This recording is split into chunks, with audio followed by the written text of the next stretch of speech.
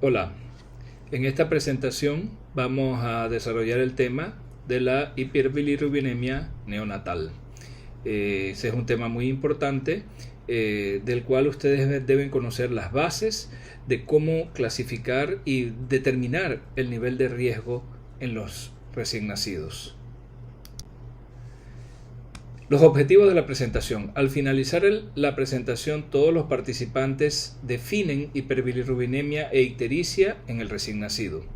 También señalan los tipos y principales causas de la hiperbilirrubinemia en el recién nacido, evalúan el nivel de riesgo de los recién nacidos para el desarrollo de hiperbilirrubinemia severa, describen la evaluación física y de laboratorio del recién nacido con ictericia, y reconocen las consecuencias de la toxicidad de la bilirrubina en el sistema nervioso central del recién nacido.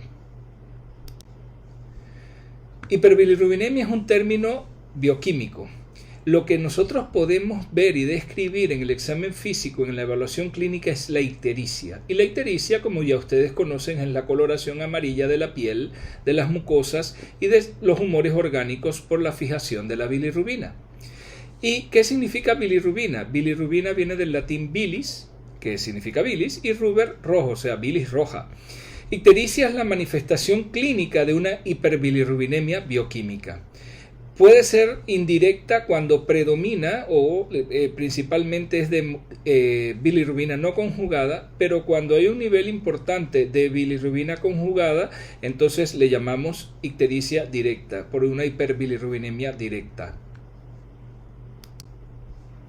Vamos entonces a ver ictericia en el recién nacido.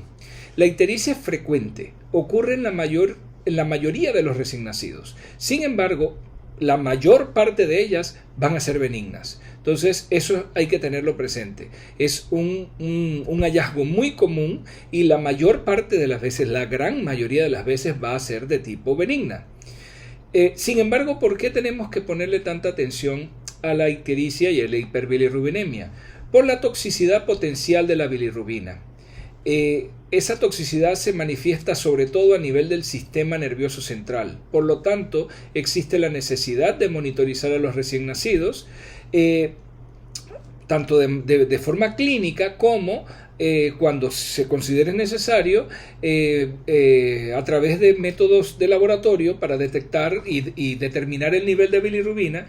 ¿Con el fin de qué? Con el fin de detectar o evitar más bien la hiperbilirrubinemia severa y su consecuencia más temida, la encefalopatía bilirrubínica aguda, que cuando evoluciona va a dejar secuelas, y a esas secuelas a largo plazo es lo que se le conoce como kernicterus.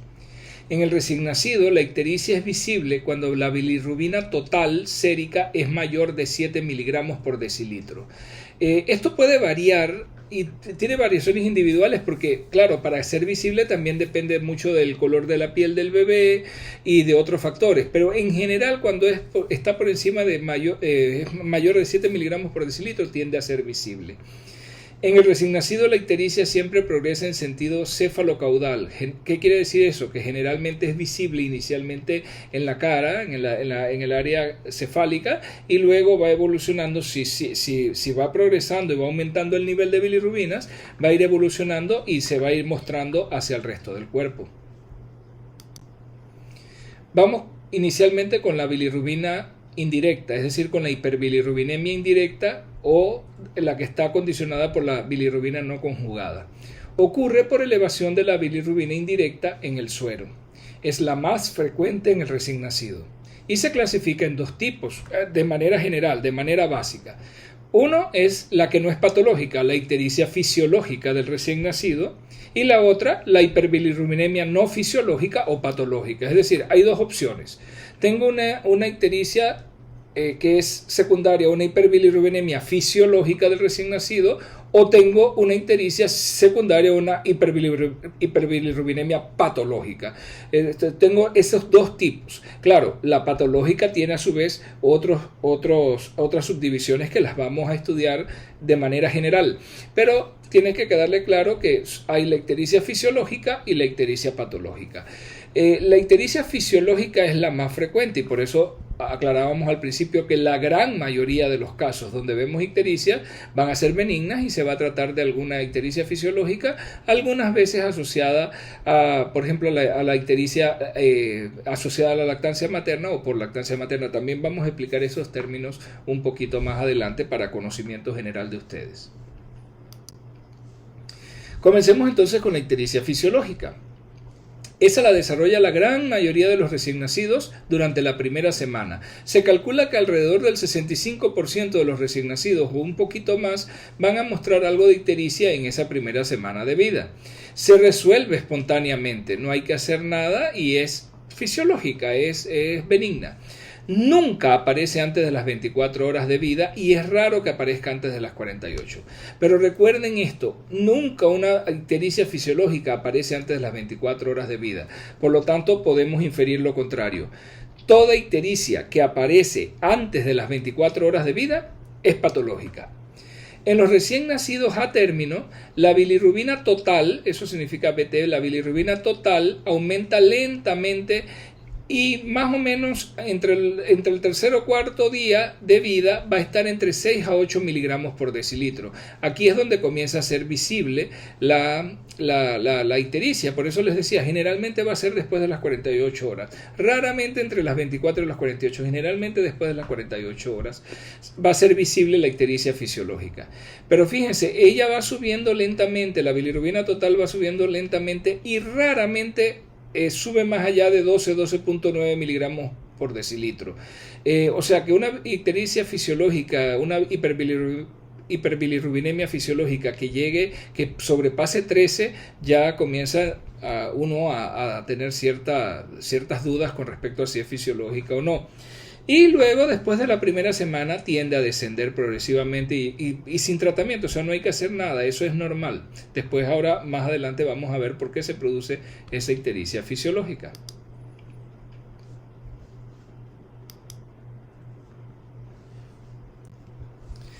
En recién nacidos pretérminos, por el contrario, la ictericia suele ser más pronunciada y prolongada que en recién nacidos a término. La bilirrubina total alcanza concentraciones máximas de 10 a 15 miligramos por decilitro a los 5 a 6 días de vida. Luego desciende lentamente a niveles bajos y puede persistir por más tiempo. En el recién nacido a término generalmente es raro que pase de la segunda semana, pero fíjese, en el recién nacido pretérmino la ictericia fisiológica puede persistir hasta por 4 semanas. La ictericia fisiológica es atribuida a los siguientes mecanismos. Primero, por el mecanismo del parto, o sea, por el mismo parto en sí, hay una producción aumentada de bilirrubina a nivel del metabolismo. Recuerden que la bilirrubina es uno de los principales productos del metabolismo de la hemoglobina. En el proceso del parto puede haber pequeñas extravasaciones, algo de hemólisis y además en los primeros días posparto va a haber una disminución de la masa globular, y es decir, va a haber hemólisis y va a haber producción de bilirrubina. Entonces hay una producción aumentada de bilirrubina. Además, como factor asociado, existe una circulación enterohepática aumentada, sobre todo en las primeras semanas de vida del recién nacido. Es decir, la bilirrubina puede conjugarse, pasa al intestino, pero en el intestino, por acción de algunas bacterias o de algunas enzimas que puede tener la leche materna, vuelve a desconjugarse, vuelve a absorberse y recircula y llega nuevamente como bilirrubina no conjugada. Eso mantiene los niveles un poquito elevados. También hay una captación defectuosa de la bilirrubina del plasma por parte de los hepatocitos, contribuyendo a una lenta conjugación de la bilirrubina.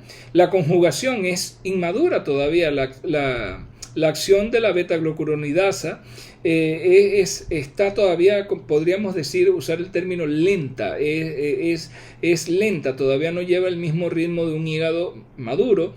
Y hay una disminución de la excreción hepática de bilirrubina hacia la bilis. Entonces, por todas esas razones, si ustedes las suman, lo que vamos obteniendo son niveles que van aumentando de bilirrubina hasta que todos estos factores se vayan corrigiendo.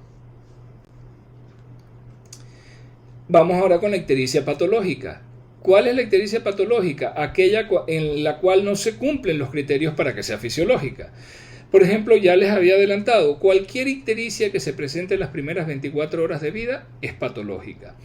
Una bilirrubina total mayor de 12.9 miligramos por decilitro, es decir, de 13 para adelante en recién nacidos a término, o mayor de 15 en recién nacidos pretérmino, hay que vigilarla y hay que estudiarla, puede ser patológica. Una bilirrubina directa, que sea, bueno, estos criterios dependen del autor que uno lea y todo. Algunos dicen mayor de 1.5 miligramos por decilitro, otros dicen mayor de 2 miligramos por decilitro. En general, cuando la bilirrubina directa está mayor de 1.5 miligramos por decilitro, uno comienza a sospechar de que puede haber una hiperbilirrubinemia directa, es decir, una colestasis, y eso tiene también que ser estudiado. Y una ictericia clínica persistente más allá de la primera semana en recién nacidos a término y más de 2 semanas en recién nacidos pretérmino amerita estudiarse. No quiere decir que va a ser patológica necesariamente, pero amerita estudiarse. Entonces esos son criterios que uno tiene que tomar en cuenta cuando uno va a evaluar a los recién nacidos con ictericia. Causas de ictericia patológica. Vamos a ver primero las que tienen que ver con la hiperbilirrubinemia indirecta, es decir, con la hiperbilirrubinemia no conjugada. Una de las más frecuentes, la enfermedad hemolítica del recién nacido. ¿Y por qué ocurre la enfermedad hemolítica del recién nacido? Porque hay algún tipo de isoinmunización materno-fetal. Esa isoinmunización materno-fetal puede ser, por ejemplo, por los antígenos del grupo AB0, también conocido como ABO, pero realmente la O es más bien 0. ¿Cómo se da esto? Ok, cuando una mamá es O positivo o es O 0, ella no tiene antígenos ni A ni B. Por lo tanto, el contacto con antígenos A o B va a hacer que ella desarrolle anticuerpos anti-A o anticuerpos anti-B. Desarrollo de estos anticuerpos por parte de la mamá ni siquiera tiene que darse por contacto previo con sangre, por ejemplo con un error en una transfusión y ella siendo O le hayan puesto A o B y que haya desarrollado una reacción transfusional. Ni siquiera tiene que ser así porque estos antígenos están presentes en la naturaleza, incluso en algunos vegetales. Por lo tanto, toda persona, incluyendo las mujeres que son O, tienen generalmente anticuerpos anti-A y anti-B, o alguno de los dos. ¿Qué pasa si esta mamá que es O se casa con un papá que es A o con un papá que es B? Cuando es AB, es casi seguro, o sea, es seguro que su hijo va a ser o A o B. Cuando es A, eso depende de la genética que tenga el papá, porque puede ser A homocigoto, es decir, que tenga AA, o puede ser A heterocigoto, es decir, que tenga A y 0, o sea, que nada más tenga un gen A, pero recuerden que el A y el B son dominantes, por eso, aunque tenga un solo gen, se va a manifestar. Si es A heterocigoto, el producto puede ser O puede ser A. Si es A homocigoto, el producto siempre va a ser A, porque el papá va a dar un gen A y la mamá un gen 0 y va a ser A. O igual con el B, si el niño es... si el papá es B homocigoto, el bebé siempre, y la mamá es O, el bebé siempre va a ser B. Si el papá es B heterocigoto, el producto puede ser O 0 o puede ser B. ¿Qué pasa cuando el producto es A o es B? La mamá tiene y va a desarrollar más anticuerpos anti-A y anti-B. ¿Y eso qué va a ocasionar? Que esos anticuerpos van a pasar por vía transplacentaria y van a comenzar a desarrollar procesos de hemólisis en ese recién nacido. Incluso puede haber antes de nacer, pero en el caso de la incompatibilidad ABO, casi siempre es al nacimiento que comienza uno a notar y la ictericia se desarrolla tempranamente. Antes de las 24 horas generalmente uno nota la ictericia. Aquí es muy importante determinar, por ejemplo, en este caso, si el niño tiene anticuerpos circulantes, no tanto circulantes, sino adheridos a sus glóbulos rojos, y usamos entonces una prueba que ustedes debieron aprender en hematología, que se llama la prueba de Coombs. Y esa prueba de Coombs lo que detecta es anticuerpos anti-A o anti-B, dependiendo si el niño es A o B, adheridos a la membrana celular del eritrocito. Y eso esa reacción inmunológica es lo que va a causar la hemólisis. Y esa hemólisis, obviamente, va a liberar hemoglobina que se va a metabolizar y va a producir niveles altos de bilirrubina. Lo mismo pasa con el RH. Lo único es que el RH sí requiere sensibilización previa por contacto con sangre. Es decir, cuando una mamá es RH negativo, para ella poder reaccionar contra un producto RH positivo, ella tiene que haber estado embarazada previamente o haber recibido sangre positiva por error y estar sensibilizada y tener anticuerpos anti-RH. Aquí sí y lo van a aprender en obstetricia, las mamás RH negativos se les manda durante el embarazo la prueba de Coombs indirecto. Esa no detecta anticuerpos unidos a los glóbulos rojos, sino anticuerpos circulantes, para ver si ella tiene anticuerpos anti-RH circulantes, y eso va a dar el riesgo de que haya isoinmunización materno-fetal, y esa sí puede dar problemas incluso desde el útero. Para evitar eso, cuando una mamá RH negativa tiene un bebé RH positivo, una vez el niño nazca, a ella se le pone una inyección que se llama Rogan. Esa inyección es como una inmunidad pasiva. Son anticuerpos anti-RH que se le inyectan a la mamá para que capten y se unan a cualquier antígeno RH positivo que puede haber entrado a la circulación de mamá por el contacto de la sangre de mamá con la sangre del bebé que ocurre en el momento del parto. Y evitar que la mamá se sensibilice, porque al ponerle estos anticuerpos preformados, esos anticuerpos van a unirse a esos antígenos RH y la mamá no va a desarrollar entonces una respuesta inmunológica. Se previene la sensibilización, pero cuando no se dan cuenta o esto no se hace, la mamá se sensibiliza y puede venir el niño ya con problemas. Incluso puede venir con hidrofetalis por la hemólisis y la anemia que desarrolla intraútero el feto. Recuerden que no solamente están los sistemas de antígeno A, B, O, ese es el más conocido, pero hay otros sistemas antigénicos que han sido estudiados en cuanto a los glóbulos rojos. Por ejemplo, están los antígenos de Diego, los DOFI, los KIT, los KEL, etc. Cualquiera de ellos puede dar algún tipo de problema de isoinmunización, pero son mucho menos frecuentes. También se produce hemólisis por defectos enzimáticos del eritrocito que generalmente van a ser defectos heredados. Por ejemplo, si el niño el bebé nace con una deficiencia de glucosa 6-fosfato deshidrogenasa. La deficiencia de glucosa 6-fosfato deshidrogenasa es el trastorno hereditario más frecuente aquí en Panamá, lo ha demostrado el tamizaje neonatal, eso se capta en el tamizaje neonatal, y el niño tiende a producir hemólisis si se le expone a sustancias oxidantes, como por ejemplo el famoso alcanfor que usa la gente, que le ponen hasta en unas pulseritas, y eso es muy tóxico, no debe hacerse, pero además es muy oxidante. Si el niño entra en contacto con eso y tiene deficiencia de glucosa 6-fosfato deshidrogenasa, va a ser una hemólisis importante, y a raíz de la hemólisis se va a subir la bilirrubina inmediatamente. También puede haber, son mucho menos frecuentes, pero puede existir la deficiencia de piruvatoquinasa, y hay otras diferentes deficiencias enzimáticas que se asocian a mayor probabilidad de hemólisis. También están los defectos hereditarios de la membrana del glóbulo rojo, por ejemplo la microesferocitosis, aquí falta una S, es esferocitosis, la microesferocitosis, la eliptocitosis, etc.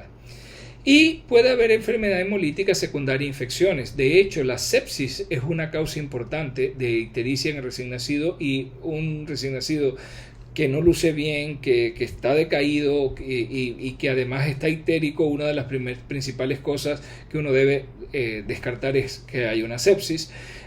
Pero también algunos medicamentos, por ejemplo la oxitocina, si se usa oxitocina en la inducción del parto de la mamá, eso puede generar mayor ictericia. Las sulfas, por eso no se deben usar sulfas en el recién nacido ni en la embarazada, y otros medicamentos, pero para que vean que hay diferentes causas, y seguimos, en la próxima diapositiva seguimos explicando la hiperbilirrubinemia indirecta. Cuando hay extravasación sanguínea, por ejemplo, si el niño por algún trauma neonatal, trauma al nacimiento, tiene petequias o hematomas, cefalohematomas, que lo explicamos el semestre pasado, recuerden que es un hematoma subperióstico en el área de la calota, obviamente ahí lo que hay es sangre, y esa sangre se va a metabolizar y se va a producir un aumento de la bilirrubina, y mientras más grande ese hematoma o ese cefalohematoma, mayor el riesgo de que la hiperbilirrubinemia sea severa. La presencia de hemorragia cerebral, que muchas veces las hemorragias intraventriculares las vemos en los prematuros, esa sangre se va a metabolizar y va a subir las bilirrubinas. Puede haber hemorragia pulmonar, es una complicación también que se ve en algunos prematuros que requieren ventilación mecánica, o por ejemplo que haya una hemorragia retroperitoneal debido a trauma natal, trauma al nacer. Todas esas cosas van a condicionar entonces extravasación sanguínea, metabolismo de la hemoglobina y aumento de las bilirrubinas. La sangre materna deglutida, recuerden que ya vimos que se puede detectar por el test de APT, pero si es digerida, esa hemoglobina también se va a metabolizar y va a aumentar los niveles de bilirrubina, y recuerden que hay circulación enterohepática aumentada, así que aunque eso esté en el intestino, esa bilirrubina se va a reabsorber y va por circulación enterohepática, va a volver al hígado, y como no tiene la capacidad para conjugarla rápidamente, va a aumentar los niveles de bilirrubina indirecta. El aumento de la circulación enterohepática, que es normal hasta cierto punto en el recién nacido, pero puede verse más aumentada en ciertas condiciones. Por ejemplo, cuando hay algún tipo de obstrucción intestinal o estenosis pilórica, estenosis hipertrófica del píloro, eso aumenta la circulación enterohepática. En los casos de ilio meconial o ilio paralítico, va a haber, ilio meconial se refiere a que hay un tapón de meconio que no permite, que no progresa, el niño no evacúa y se va manteniendo entonces la bilirrubina recircula porque está aumentada la circulación enterohepática. La enfermedad de Hirschsprung, que es ya lo vimos también en la clase pasada, que es un trastorno donde hay un segmento agangliónico y que produce una obstrucción, y en los casos de recién nacidos que por alguna razón se tiene que mantener en ayuno, eso va a aumentar inmediatamente la circulación enterohepática y por lo tanto me aumenta la hiperbilirrubinemia indirecta. El hipotiroidismo. Los recién nacidos con hipotiroidismo tienden a ser hiperbilirrubinemias mucho más altas. El hipotiroidismo también se detecta a través del tamizaje neonatal, eso ya lo vimos el semestre pasado. Los recién nacidos que por algún problema tengan hipopituitarismo, también casi prácticamente por las mismas razones que el hipotiroidismo lleva a un enlentecimiento del metabolismo, asimismo el hipopituitarismo lo va a hacer, y la función de conjugación va a ser más lenta, más insuficiente e ineficiente, y va a aumentar los niveles de bilirrubina a veces rápidamente. La ictericia familiar no hemolítica, ya ahí estamos hablando de que, por ejemplo, y son trastornos hereditarios, Crigler-Najjar tipo o ARIA tipo 1, la tipo 2 es la ARIA tipo 2, la enfermedad de Guibert, el hijo de madre diabética, tiene riesgo de ictericia patológica. Miren, ya habíamos hablado del riesgo de hipoglicemia, ya habíamos hablado, les conversé en la clase del riesgo de cardiomiopatía hipertrófica. También el hijo de madre diabética tiene riesgo de ictericia patológica, y sobre todo está muy relacionado a la inmadurez de su hígado.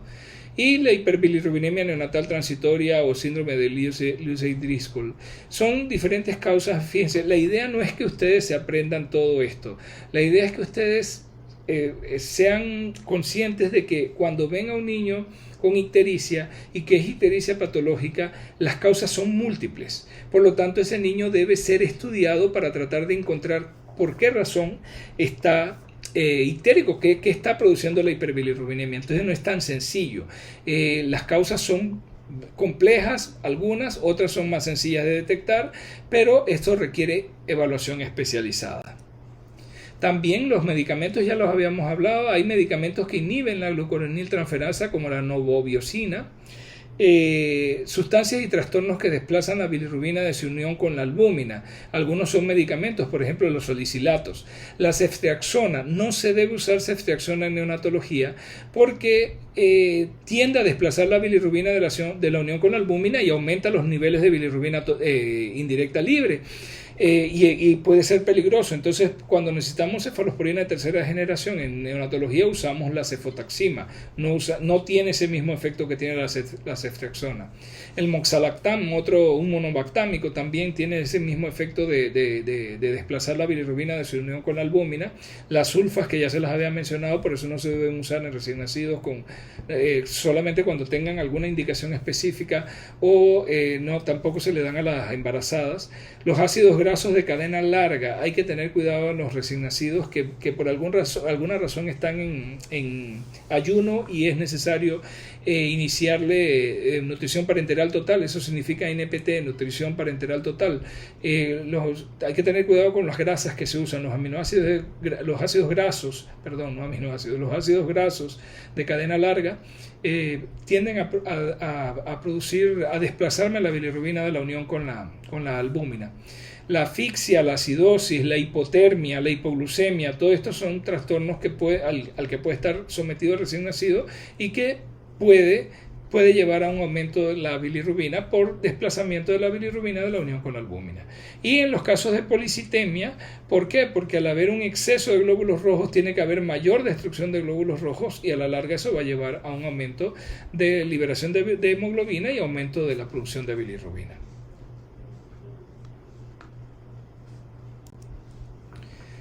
La ictericia, la hiperbilirrubinemia indirecta también puede estar relacionada con la leche materna y vamos a explicar por qué. Esto hay que tenerlo presente porque recuerden que la recomendación es que se le dé al recién nacido lactancia materna temprana y que siga recibiendo lactancia materna exclusiva por lo menos hasta los 6 meses. Hay una ictericia asociada a la lactancia materna, se le llama así, asociada a. Generalmente la vemos en los primeros 3 días de vida. Es un recién nacido tomando pecho exclusivo. Sus niveles de bilirrubina total serán ligeramente más altos que los que marcan además la ictericia fisiológica. Evacúan menos meconio porque en los primeros días no están tomando leche todavía, no hay producción de leche, sino de calostro y el calostro se produce en volúmenes muy pequeños, por lo tanto el niño no evacúa con tanta frecuencia como va a pasar después del 3er o 4.er día, cuando ya la mamá comienza a producir más leche y entonces el niño va a consumir más y va a estar evacuando casi cada vez que come. Los primeros 3 o 4 días esto no es así, evacúan menos, eso aumenta la circulación enterohepática. También la leche humana tiene una beta-glucuronidasa y eso lo que hace es que ya esa bilirrubina que venía conjugada y que está en el intestino conjugada, esa beta-glucuronidasa la vuelve a desconjugar y por el aumento de la circulación enterohepática vuelve a absorberse y aumenta el pool de bilirrubina indirecta. Entonces hay varias razones ahí relacionadas al bebé que toma lactancia materna exclusiva en esos primeros 3 días, cuyos valores de bilirrubina probablemente sean un poquito mayores que los que tienen además la ictericia fisiológica. Entonces podría ser que en vez de 13 tenga 13 de 12.9 tenga 13, 13.5, 14, pero generalmente no llegan a niveles preocupantes. Esa es la asociada a la lactancia materna, que es temprana, pero hay otra que le llamamos ictericia por leche materna, que es más tardía. Esa ictericia por leche materna generalmente ocurre después del 3er día, casi siempre estamos hablando que es cumpliéndose la primera semana.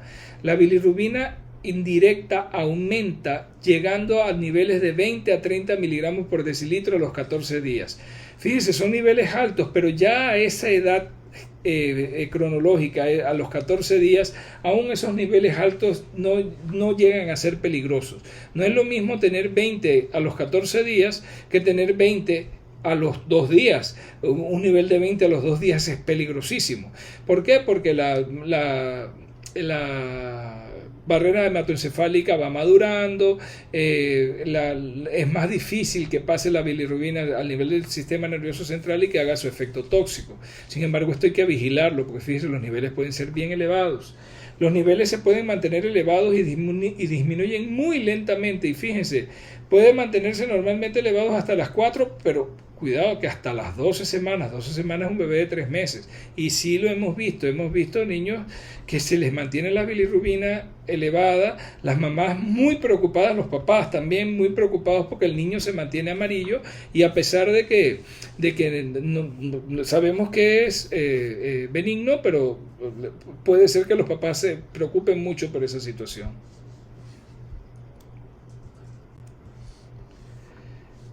Entonces, en esa que es por alimentación con leche materna, los mecanismos son varios. Esa ictericia por leche materna está relacionada a un exceso de lipasa en la leche humana que libera ácidos grasos no saturados, y esos ácidos grasos no saturados interfieren con la captación hepática y conjugación de la bilirrubina, debido a la alta actividad de la lipasa que tiene la leche humana.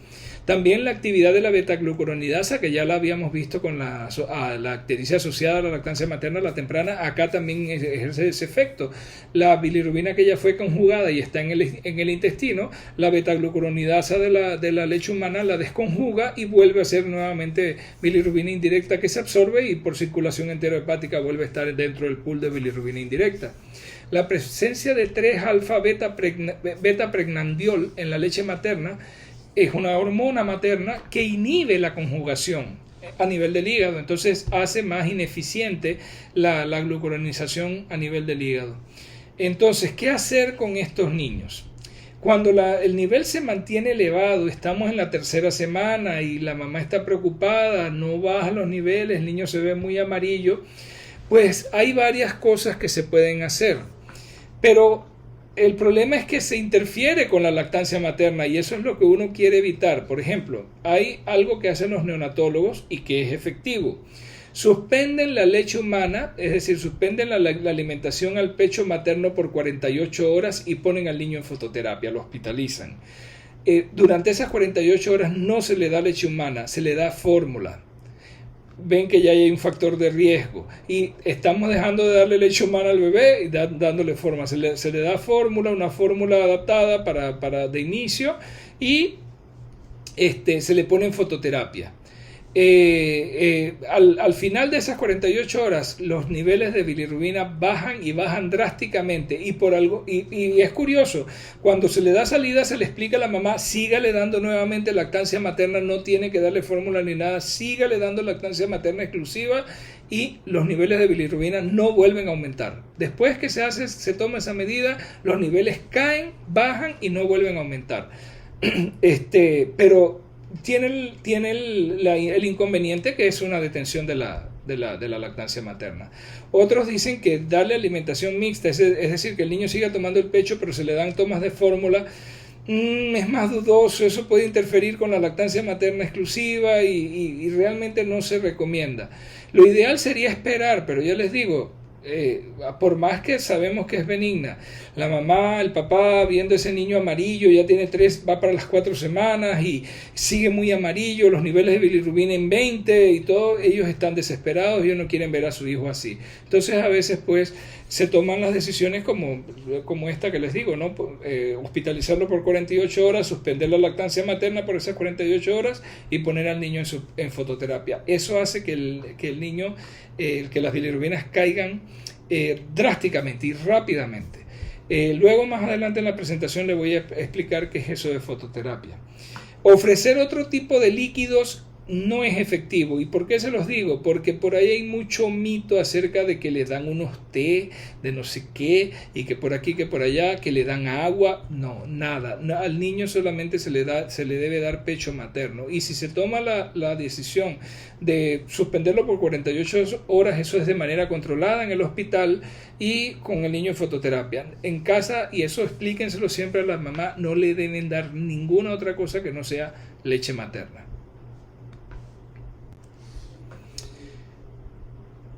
Ahora vamos a ver las causas de ictericia patológica, pero por hiperbilirrubinemia directa, es decir, conjugada. Cuando vemos hiperbilirrubinemia directa, eso es un signo de disfunción hepatobiliar. Un nivel de bilirrubina directa mayor de 2 miligramos por decilitro o cuando el nivel excede el 15% del nivel de bilirrubinas totales, inmediatamente hablamos de que hay hiperbilirrubinemia directa. A esa hiperbilirrubinemia directa también se le llama colestasis. ¿Por qué? Porque generalmente hay algún tipo de obstrucción y es lo que conlleva entonces a ese aumento de la bilirrubina directa. Usualmente aparece en la primera semana de vida cuando la ictericia fisiológica va declinando. ¿Cuáles son las causas de esa hiperbilirrubinemia directa?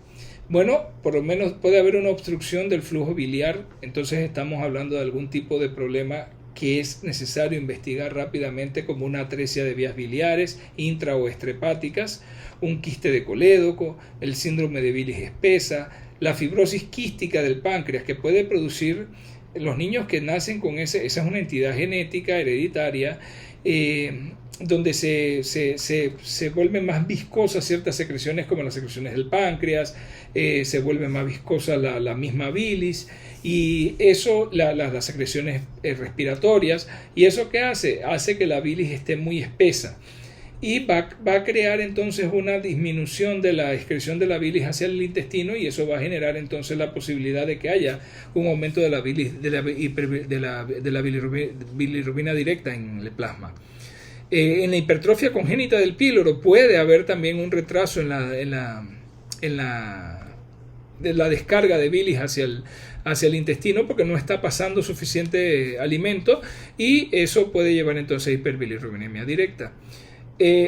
También la podemos ver cuando hay daño celular hepático, por ejemplo en casos de infecciones congénitas. La tarea que ustedes van a hacer en algunas de las infecciones congénitas por alteración, por daño directo de la infección al hígado, va a haber daño celular hepático y eso va a llevar entonces a hiperbilirrubinemia directa. En la galactosemia también se puede observar hiperbilirrubinemia directa. Este es un trastorno metabólico hereditario. En la fructosinemia o fructosemia también es lo mismo. Y en la tirosinemia son errores congénitos del metabolismo. Y la deficiencia de alfa-1 antitripsina también cursa con hiperbilirrubinemia directa. Mensaje de esta diapositiva: igual que les había explicado con la hiperbilirrubinemia indirecta, son causas complejas. No es fácil a veces llegar al diagnóstico de la causa que está detrás del problema y por lo tanto esto es de manejo especializado. Generalmente usted va a referir a un niño con ictericia, ya le corresponde allá al pediatra o al neonatólogo hacer el análisis y ver si es indirecta o es colestasis y cuál es la causa. Entonces esto es nada más para que ustedes tengan el concepto general de que puede haber hiperbilirrubinemia indirecta, puede haber directa, que cuáles son las causas que pueden tener las diferentes en ambos tipos y el abordaje siempre va a ser especializado. Ok, esta es la parte quizás más importante para ustedes, la evaluación del riesgo. Nos enfrentamos a un niño con hiperbilirrubinemia, está ictérico. ¿Cómo hacemos? ¿Cómo detectamos si este niño tiene riesgo de toxicidad o no lo tiene? Miren, los objetivos de la evaluación del riesgo son precisamente esos: reducir la incidencia de hiperbilirrubinemia severa, disminuir la incidencia de encefalopatía bilirrubínica aguda, evitar la ansiedad materna y la disminución de la lactancia natural, mandando para el hospital a niños que realmente no lo necesitaban. Entonces hay que ser muy cautos con esto y disminuir los costos y tratamientos innecesarios por dar tratamientos que no eran necesarios de acuerdo al factor de riesgo que tuviera el recién nacido.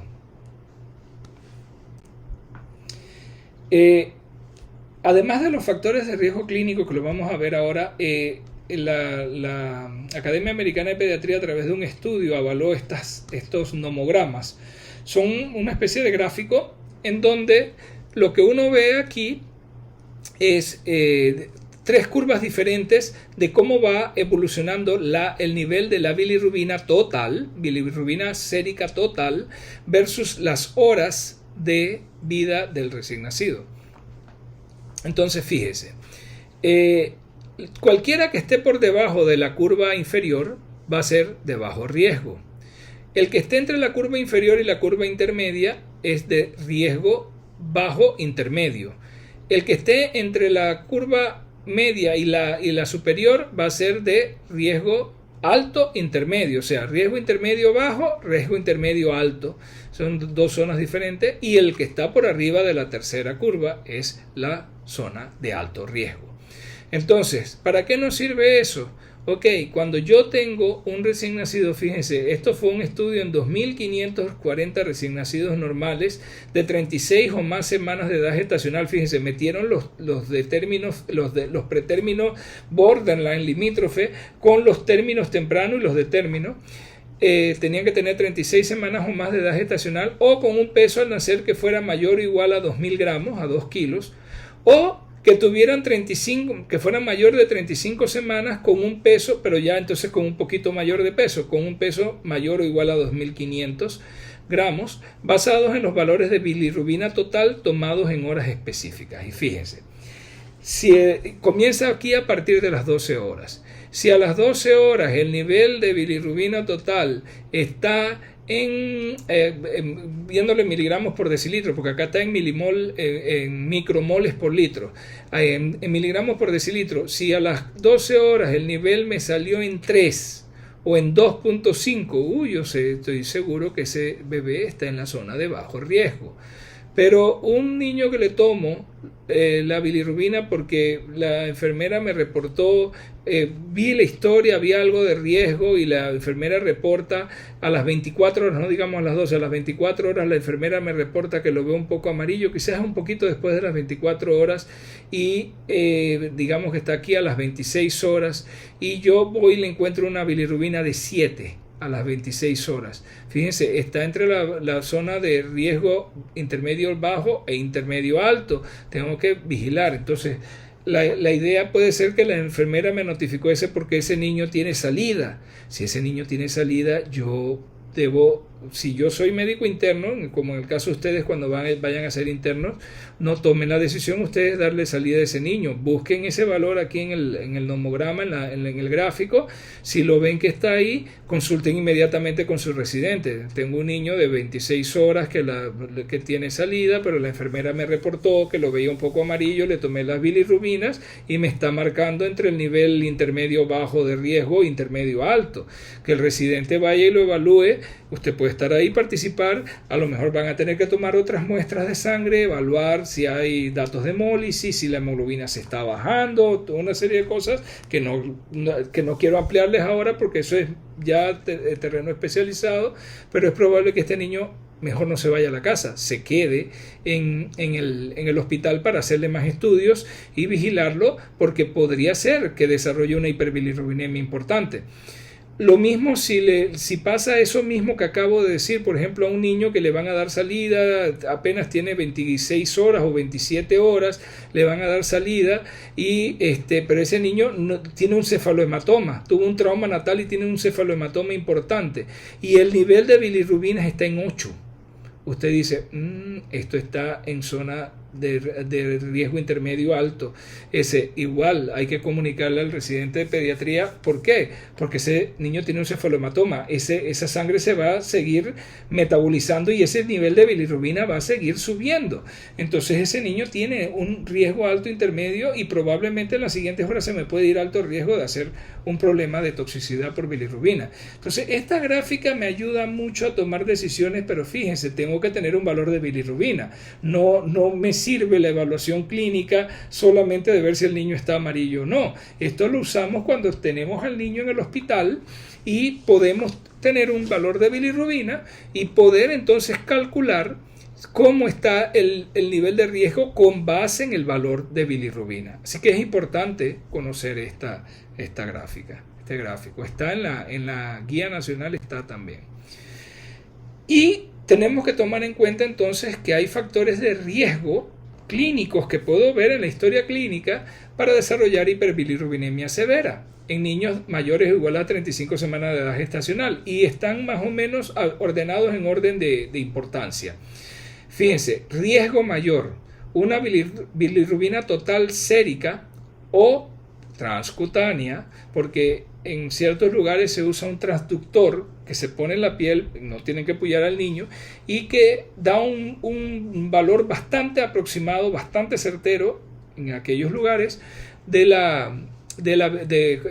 muy compatible con la bilirrubina total sérica. Entonces se puede usar para tamizaje, para ver cómo están los niveles, la bilirrubina transcutánea según las guías, ¿no? Si el niño va tiene salida, como les explicaba en la diapositiva anterior, le van a dar salida y usted le encuentra una bilirrubina total sérica o una transcutánea en la zona de alto riesgo, mejor no le dé salida. Ese es un niño con riesgo mayor de hacer hiperbilirrubinemia severa. Todo aquel que presente ictericia en las primeras 24 horas es una ictericia patológica y de alto riesgo, así que eso hay que vigilarlo y hay que estudiarlo. Usted notifíquelo y eso hay que estudiarlo.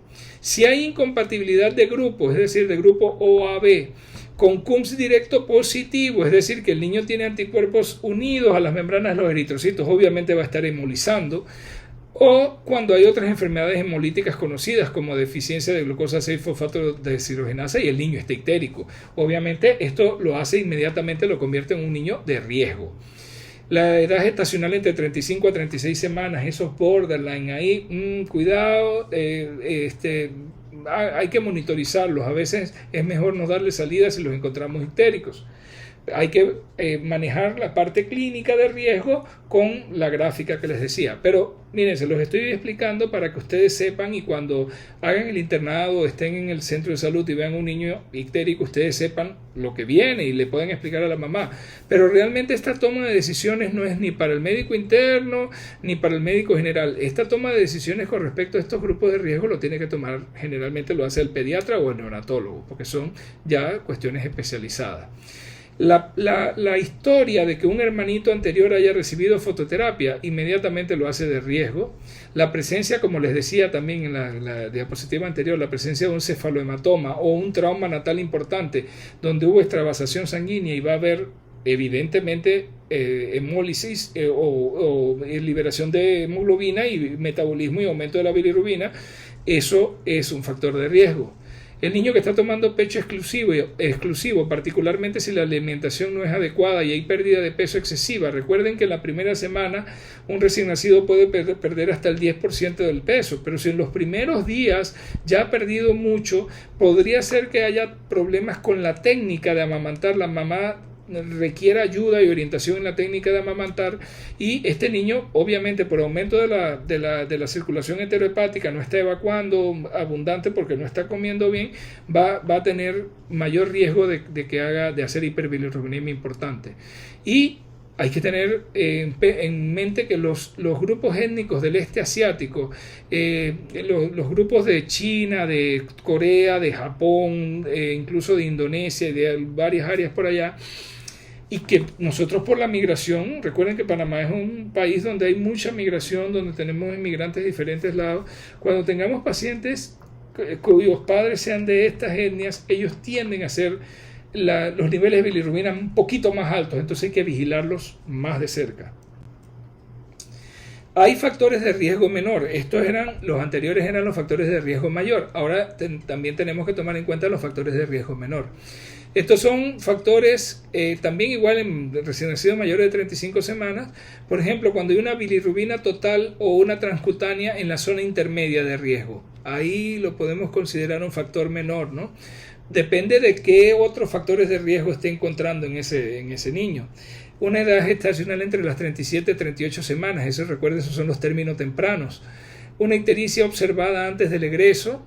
Un hermano con ictericia neonatal que no requirió fototerapia pero que sí tuvo ictericia, un recién nacido que sea macrosómico o hijo de madre diabética tienen más riesgo también, aunque el riesgo es menor, la edad materna mayor de 25 años y el sexo masculino. El sexo masculino es factor de riesgo para muchas cosas, entre ellos mayor a hacer una hiperbilirrubinemia más importante. Estos son de riesgo menor, entonces uno como especialista evalúa los diferentes riesgos, ve dónde cae el niño en la curva para tomar la decisión. ¿Me quedo con él? ¿Lo hospitalizo? O si mamá tiene salida, mamá se va y me deja al niño y le explico.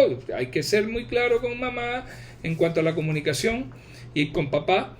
O le doy salida con indicaciones de vigilancia de que tiene que ir a las 24 o 48 horas al centro de salud para que vean cómo va esa ictericia. Porque como les decía, hay que evitar que este niño se nos vaya a complicar. Y los de riesgo disminuido, fíjense, teníamos riesgo alto, riesgo bajo y estos riesgos disminuidos. Estos son los que tienen muy, muy bajo riesgo.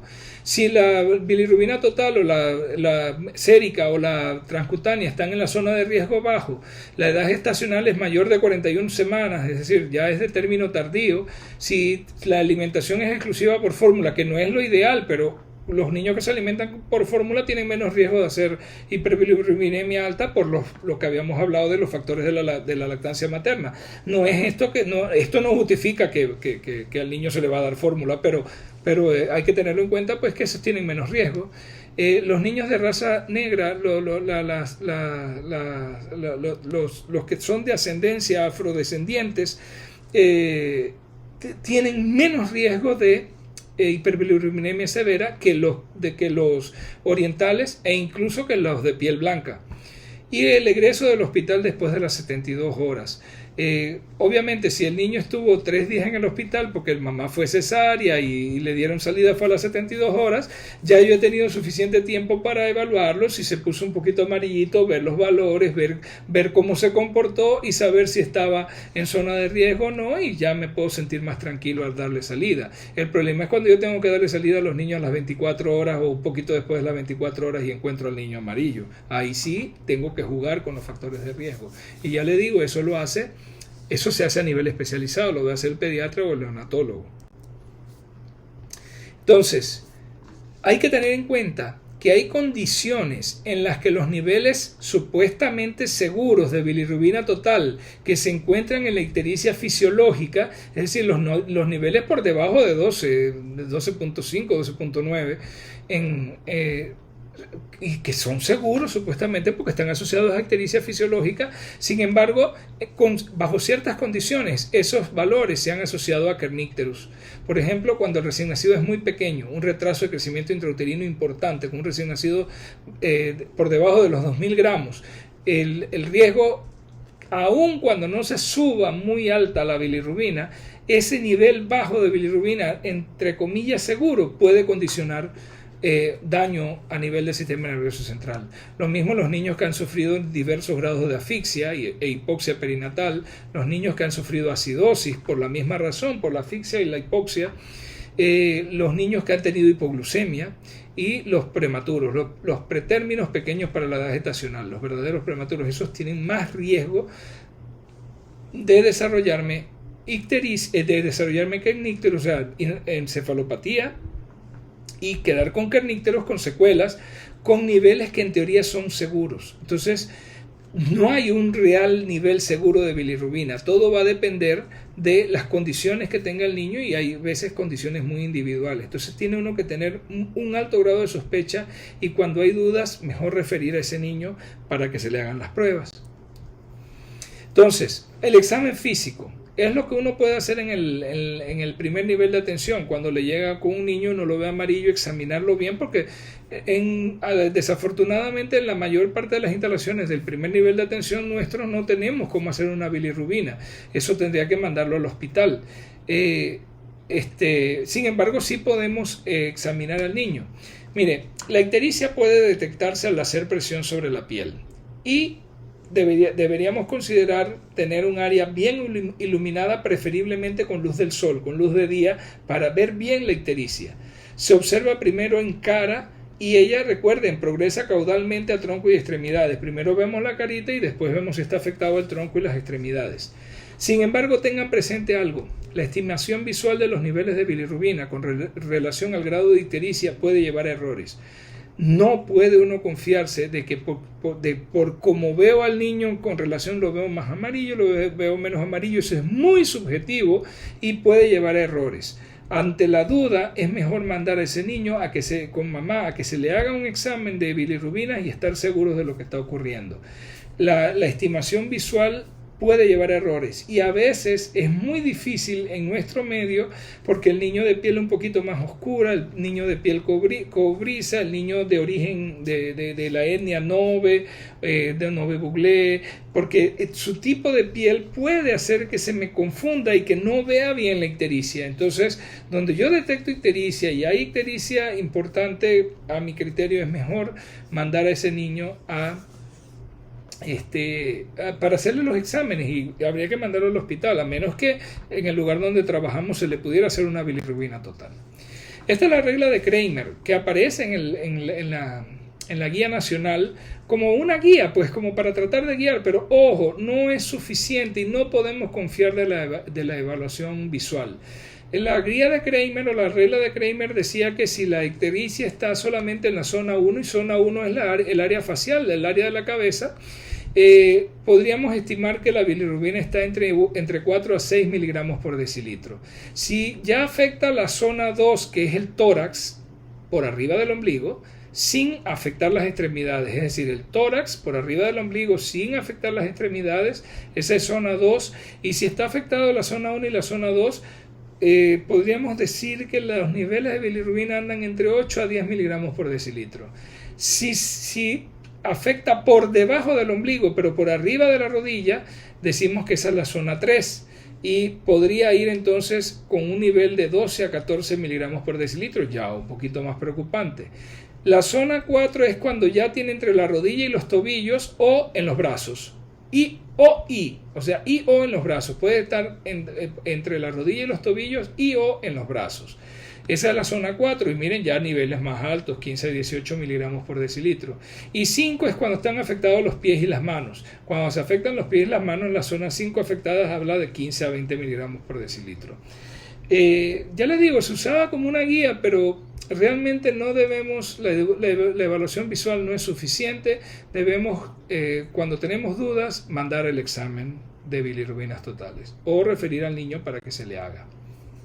Entonces, aquí está la explicación. Si hay alguna duda del grado de ictericia, debe entonces medirse la bilirrubina total o la bilirrubina transcutánea.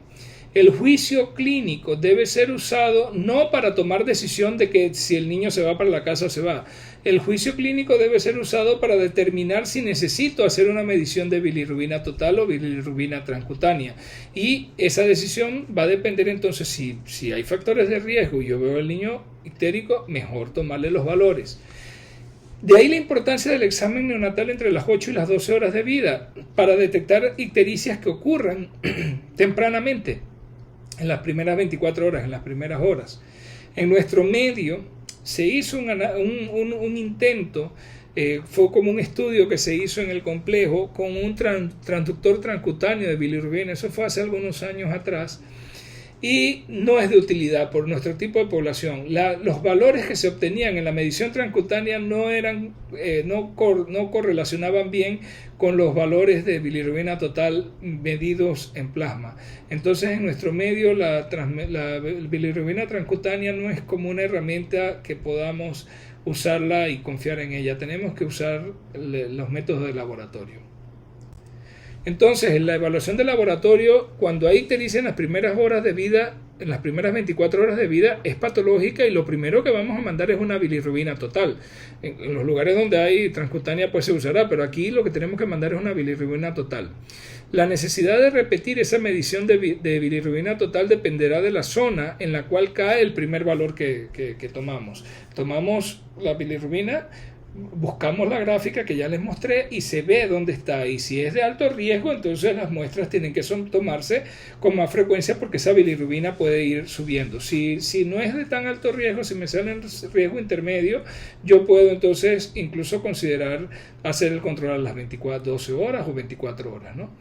Entonces la necesidad de repetir la medición dependerá de la zona de riesgo en la cual cae en la gráfica según las horas de vida y los factores de riesgo que usted debe investigar en la historia clínica. La ictericia que parece excesiva para las horas de vida del paciente, ya sea por bilirrubina total o bilirrubina transcutánea, debe tomarse en cuenta inmediatamente como de alto riesgo. Si el nivel de bilirrubina directa, la conjugada, está elevado, recuerde, esto es una colestasis y por lo tanto se recomienda evaluar por causas de colestasis. Esto también para verlo por encima, porque normalmente esto ya también es de manejo especializado. Cuando el recién nacido va a maritar fototerapia o la bilirrubina está aumentando rápidamente, ya no nos quedamos solamente con el valor de bilirrubina total, sino que mandamos un tipaje, RH y CUMS directo para ver si hay algún tipo de incompatibilidad. Tomamos un BH completo con reticulocitos, pues si los reticulocitos están aumentados me habla de que puede haber hemólisis, y le pedimos al laboratorista que nos haga visualmente un frotis de sangre periférica porque puede encontrarnos eritrocitos crenados, lo cual nos habla, o fragmentos de eritrocitos, lo cual nos habla de que hay hemólisis activa. Se mide no solamente la bilirrubina total, sino que se mide la fraccionada para ver la fracción de indirecta y de directa que hay. Es opcional la medición de nivel de glucosa de 6-fosfato de deshidrogenasa, aunque aquí se hace con el tamizaje neonatal. Y pues las bilirrubinas yo las puedo repetir a las 4 horas, a las 6 horas, a las 8 horas, a las 12 o a las 24 horas, dependiendo de lo que esté viendo, de los factores de riesgo, del nivel de bilirrubina que hay y donde me caiga en la curva. Entonces, pero vuelvo y les repito, ya todo esto es de nivel especializado. Estas muestras las va a solicitar, ya puede ser el pediatra, el residente de pediatría o el neonatólogo o el residente de neonatología que está viendo con usted el paciente, le va a decir, tómale estos exámenes que los vamos a necesitar para evaluar mejor a este bebé. En cuanto a la evaluación del laboratorio, recuerden, la ictericia es muchas veces un signo temprano de sepsis. Por lo tanto, toma de urinálisis y urocultivo para detectar una infección de vía urinaria son importantes. Y si tengo mucha sospecha de que el origen de la hiperbilirrubinemia es una sepsis, vamos a considerar un protocolo de sepsis completo, es decir, no solamente urinálisis y urocultivo, sino hemocultivo, coprocultivo, y vamos a mandarle vamos a ver bien cómo está esa biometría hemática, si es necesario, y lo consideramos así, hacerle una punción lumbar a ese recién nacido, porque la sepsis puede ser una causa de hiperbilirrubinemia. Entonces, a todos esos recién nacidos enfermos y a aquellos que están ictéricos a las 3 o más semanas de vida, como lo veíamos por la ictericia por lactancia materna, hacerle la bilirrubina total y fraccionada no vaya a ser que sea un componente de conjugada, que realmente lo que hay es una colestasis y nos estamos enredando. El tamizaje de tiroides para descartar hipotiroidismo y galactosemia, que ya hoy en día eso es de uso regular aquí en el país, está incluida en el tamizaje metabólico, tanto la prueba para hipotiroidismo como la galactosemia. Y si la bilirrubina directa está elevada, entonces pues evaluar por causa de colestasis. Esta otra gráfica la usamos para evaluar si el niño requiere o no fototerapia. Aquí dice en el título abajo, guías para fototerapia en infantes recién nacidos hospitalizados de 35 o más semanas de gestación. Pero fíjense, ¿por qué hay 3 curvas? La línea continua lo usamos de referencia para los recién nacidos de alto riesgo.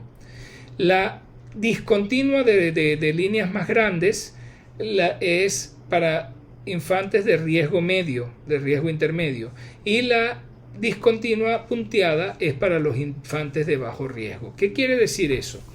Que si con la gráfica anterior y con la evaluación de los factores de riesgo que ya vimos en las gráficas previas, yo tengo un niño, por ejemplo, a las 48 horas que tiene 12 de bilirrubina. Aquí, niño de 48 horas y tiene 12 de bilirrubina, pero yo considero que es un niño de alto riesgo.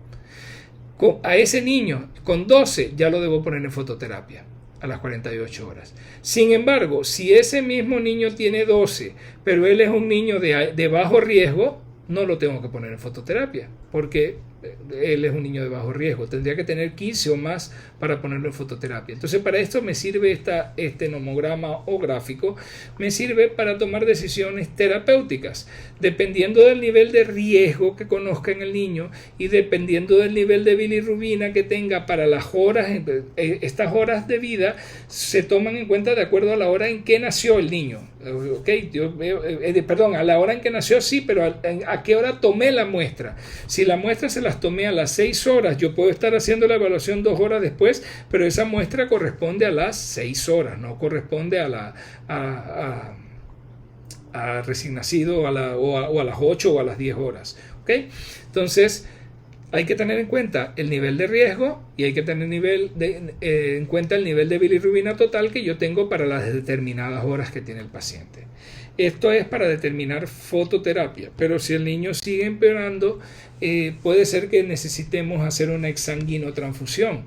Y lo mismo, aquí está, se llama guías para exsanguinotransfusión en niños hospitalizados de 35 semanas o más.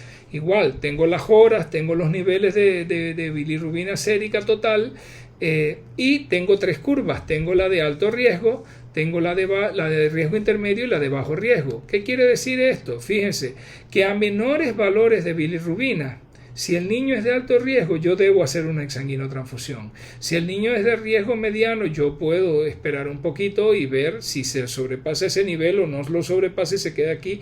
Lo dejo en fototerapia, no le hago exsanguinotransfusión. Y si es de bajo riesgo, todavía tengo mucha más flexibilidad. Por ejemplo, fíjense, a las 48 horas de vida, un niño con 20, y si es de riesgo intermedio, tengo que exsanguinarlo. Sin embargo, si es de riesgo bajo, no.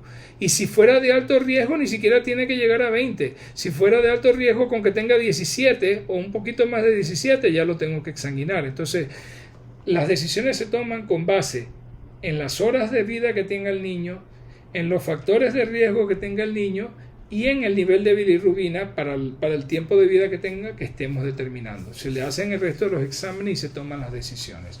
Entonces, vuelvo y les digo, esto no es para que ustedes lo dominen, es para que lo conozcan, para que sepan cuál es el manejo que hacemos en el hospital cuando usted refiere a un niño con ictericia y luego de hacerle los exámenes se detecta que sí es de riesgo y que tienen que hospitalizarlo.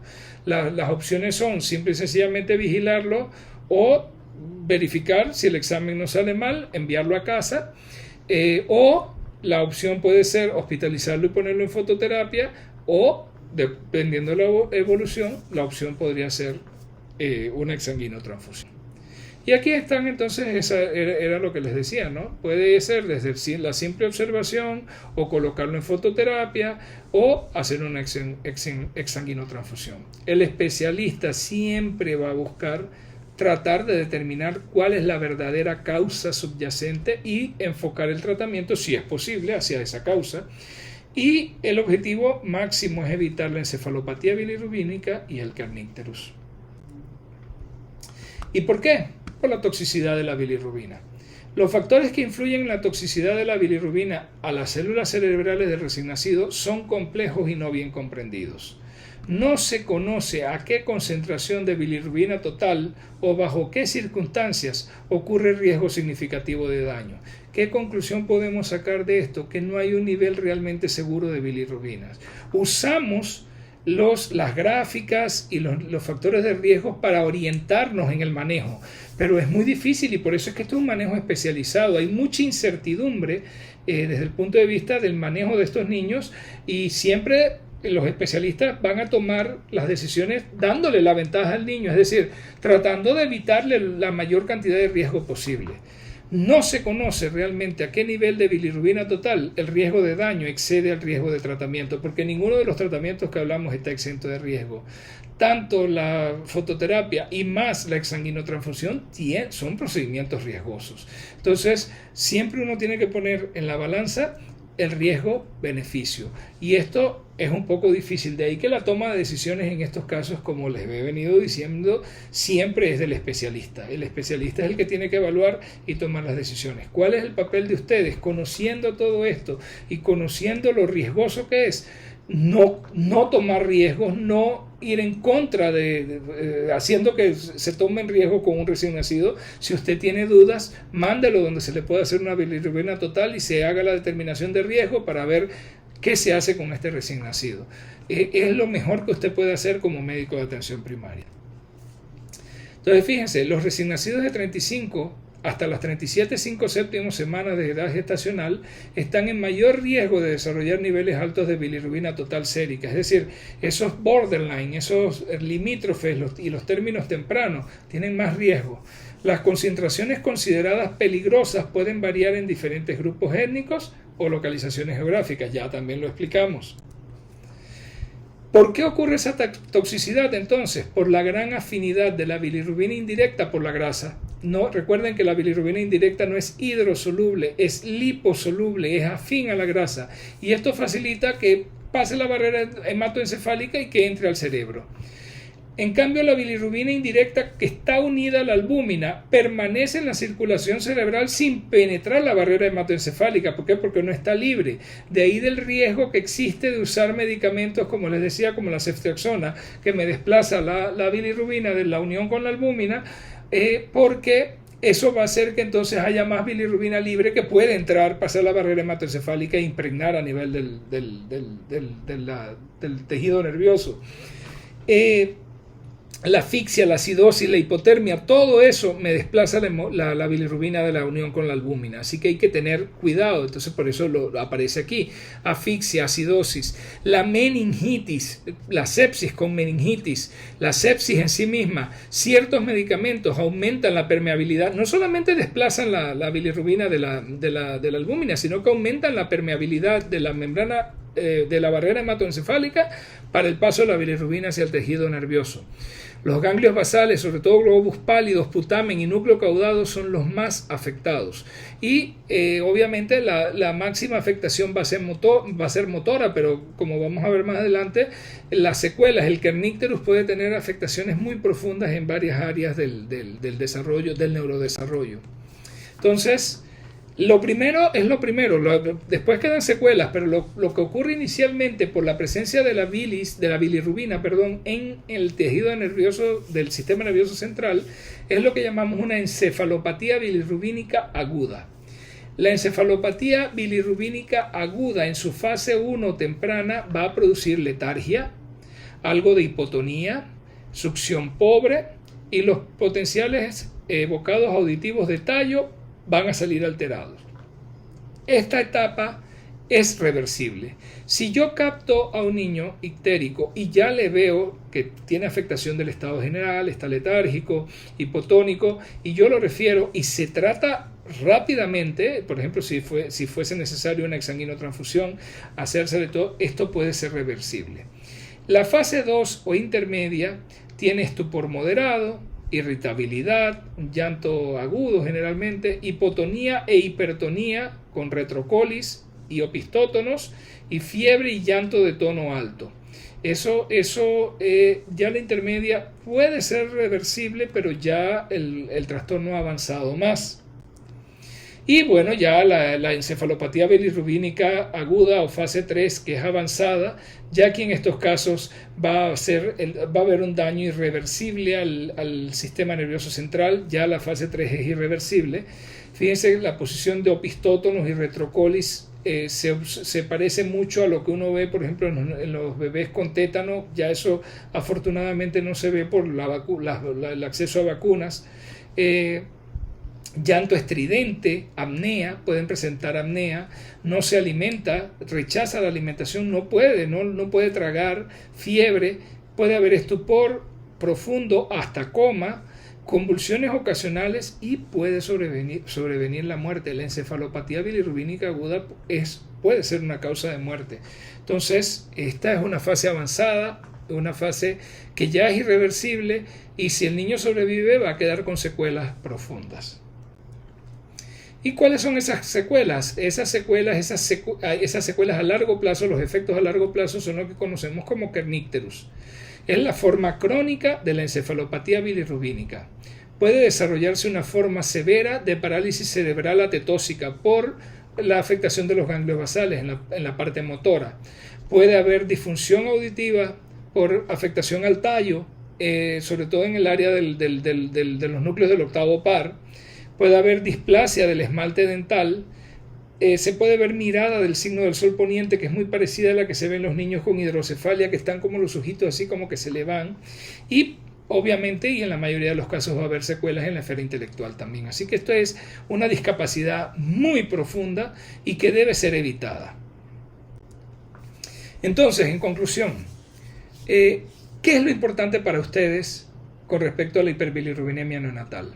Primero, cuando ven un niño amarillo, recordar un niño ictérico, recordar que la mayor parte de las veces va a ser benigno. Sin embargo, mantengan siempre un nivel adecuado de sospecha. Si usted sospecha que la cosa no está bien, si esa ictericia le parece exagerada, si el niño tiene algún factor de riesgo detectable por usted, tiene un cefalohematoma, fue pequeño para la edad gestacional y todo, mejor mande ese niño al hospital o a un lugar donde se le pueda hacer una bilirrubina total para hacer una mejor evaluación y donde esté el especialista, para que el especialista haga la evaluación y tome las decisiones. Mínimo un pediatra. Entonces, tener un nivel adecuado de sospecha, siempre pensarlo, considerar los factores de riesgo, ya los conocen, el bajo peso, los hijos de madre diabética, los que tienen trauma natal, todos esos que hablamos, los que tuvieron asfixia, acidosis, todo eso son de riesgo, entonces eso hay que tomarlo en cuenta. Recuerde, toda ictericia en las primeras 24 horas es patológica. Cuando esté haciendo el internado y vea a un niño ictérico antes de cumplir las 24 horas, llame inmediatamente a su residente. Eso es patológico. Ante la duda, con todos estos otros factores, refiera para realización de laboratorios y evaluación por el especialista, por el pediatra. Recuerde también que niveles de bilirrubina en el rango de la ictericia fisiológica pueden ser dañinos en recién nacidos con factores de riesgo, por ejemplo en aquellos que tuvieron asfixia, en los muy bajo peso al nacer, en los muy prematuros, todos esos recién nacidos con factores de riesgo, incluso con niveles seguros, podrían tener daño neurológico debido a las bilirrubinas. Muy bien, y eso es todo por esta clase. Completamos entonces ya la explicación con respecto a la hiperbilirrubinemia neonatal.